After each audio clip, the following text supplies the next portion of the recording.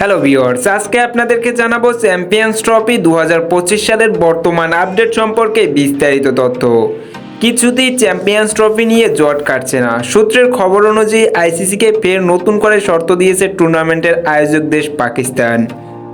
শোনা গিয়েছিল হাইব্রিড মডেলের চ্যাম্পিয়ন্স ট্রফি আয়োজনে নিমরাজি হয়েছে পিসিবি, কিন্তু তারপরেও একের পর এক শর্ত চাপানো হচ্ছে তাদের তরফে। পাকবুমে চ্যাম্পিয়ন্স ট্রফি খেলতে যাবে না বলে স্পষ্ট জানিয়ে দিয়েছে ভারত। অন্যদিকে হাইব্রিড মডেলের টুর্নামেন্ট আয়োজন করতে পাকিস্তান একেবারেই রাজি ছিল না। সব মিলিয়ে ডামাডোল অব্যাহত থাকে। এমন পরিস্থিতিতে বৃহস্পতিবার আইসিসি চেয়ারম্যান হিসেবে প্রথমবার দুবাইয়ে অফিস পরিদর্শনে যান জয় শাহ।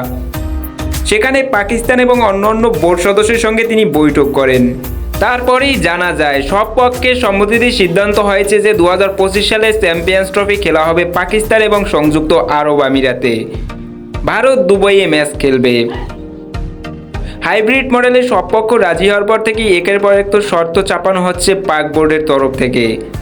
প্রথমে পিসিবির দাবি ছিল ভবিষ্যতে ভারতে আয়োজিত আইসিসি ইভেন্টগুলোতেও তাদের নিরপেক্ষ ভেন্যুতে খেলতে দিতে হবে। সেটা কার্যকর করতে হবে 2031 পর্যন্ত। কিন্তু 2027 সাল পর্যন্ত পাকিস্তানের দাবি মানতে রাজি হয়েছে বিসিসিআই, যদিও পুরো বিষয়টি নিয়ে সরকারিভাবে কোনো তরফ থেকে কিছু বলা হয়নি। এমন পরিস্থিতিতে পিসিবি প্রধান মহসিন নাকভির সঙ্গে জরুরি বৈঠকে বসেন পাকিস্তানের প্রধানমন্ত্রী শাহবাজ শরীফ। তিনি স্পষ্ট জানিয়ে দেন আত্মসম্মান বজায় রেখে চ্যাম্পিয়ন্স ট্রফি আয়োজন করবে পাকিস্তান। পরে নকভি বলেন টুর্নামেন্টের আয়োজন নিয়ে দেশের সরকারের সঙ্গে আলোচনা করেই যাবতীয় সিদ্ধান্ত নেওয়া হবে।